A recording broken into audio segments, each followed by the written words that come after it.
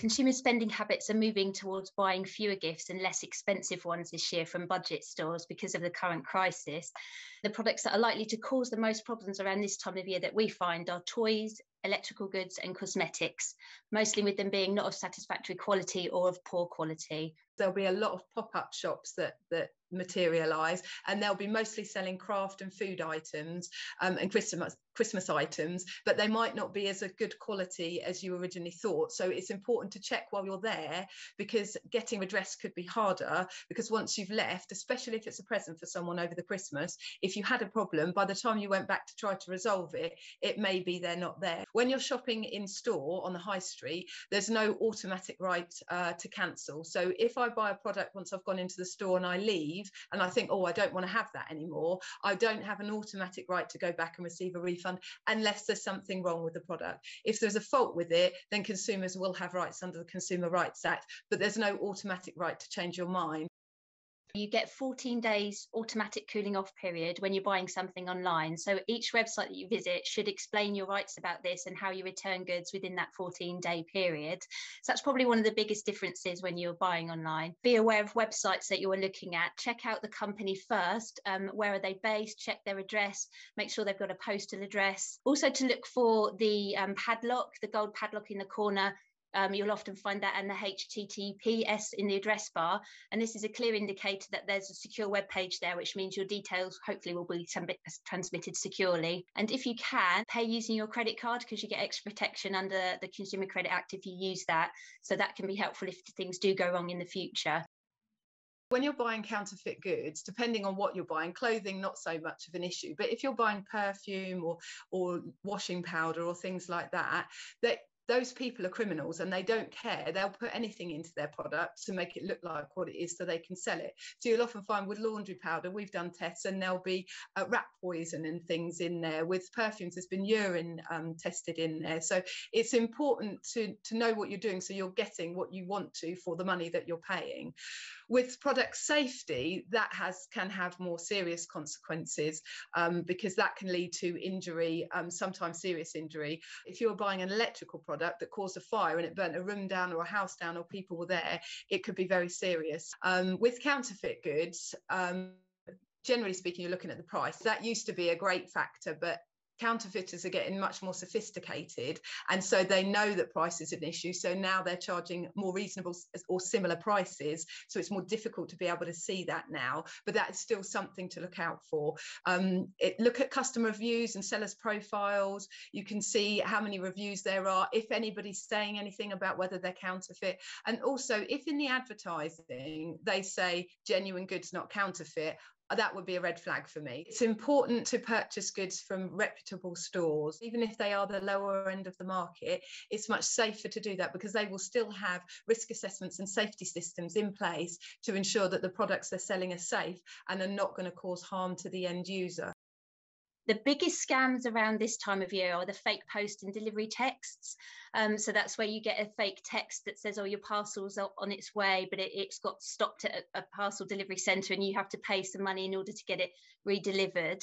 Also, I've got this one a few times actually, where a friend in need scam, or it's also called the hi mum and dad scam, where will someone message you on WhatsApp and they'll say, oh, I've lost my bag on my phone, can you send me some money? But it's not actually the person that you think it's from the scammer, and then some people have ended up sending money to the scammers that way. We do also have quite a lot of the romance scams that go out as well, and some people can be caught by those, which is never good. It's emotionally damaging as well as financially. So yeah, the tips to avoid scams. I mean, it's very hard. It's better not to hand over any money at all if you can avoid it.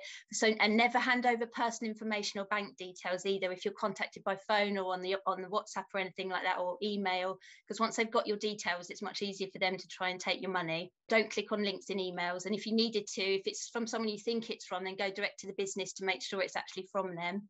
Anybody can be vulnerable to a scam. It's associated with people who've got learning difficulties, who are elderly or incapacitated in some way, but it really isn't that. Youngsters get targeted constantly, and anyone can be vulnerable to a scam. It doesn't matter who you are, where you come from, what your background is, how old you are. There is always a scam out there for anyone, because it depends on your vulnerability, and people are vulnerable at different times in their lives, and particularly now in the lead up to Christmas, in the middle of an economic crisis, people who would never consider themselves vulnerable are now potentially going to be vulnerable. And having that awareness means you can put almost a check in place and think, oh, hold on, I wouldn't have done that last year, but I'm going to do this year. We have the Consumer Rights Act and the Consumer Information Regulations. So the Consumer Rights Act deals with your general rights. So if you buy anything, the goods that you buy should be of satisfactory quality, fit for purpose, and as described. And if they're not, you can seek redress.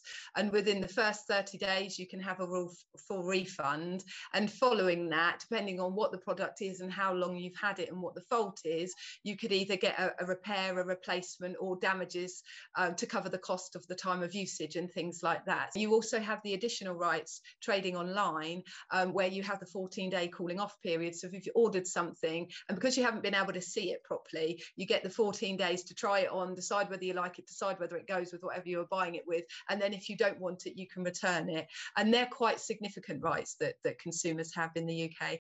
You look at sort of the 4 Ps of the place. Always buy from a reputable stockist if you can, and that includes internet sites and platforms. Know who you're buying from, know where the goods are coming from is important.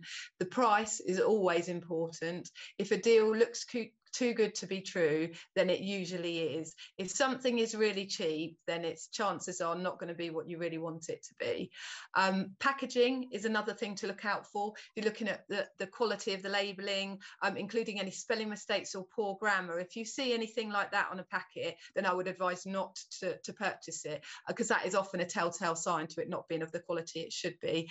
And the product itself, looking out for fake versions of well-known brands and being wary of unusual brand names you haven't seen before is the trick to do. And again, the biggest thing really is understanding the vulnerability of things in these times and just being aware of the purchases that you're making, because once you've been caught, it's very difficult to deal with. There's bits of the scams because we can't find them, and same with the products. If you can't find where the business is, you can't deal with that. So effectively you've just lost your money, which is why it's always best to use reputable businesses and reputable platforms, because if something does go wrong, and often it does, then you've got a way to find redress and a way to deal with the situation, aside from just losing your money and having a potentially unsafe product.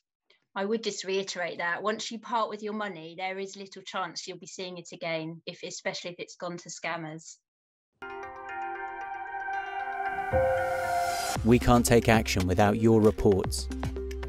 We need everyone who comes across fake, illegal, or unsafe goods to speak up and report them. Your reporting can help us target our resources to warn and protect others. Report to the charity Crime Stoppers on 0800 555 111. You'll stay 100% anonymous, always. To get advice, call the Citizens Advice Consumer Helpline on 0808 223 1133.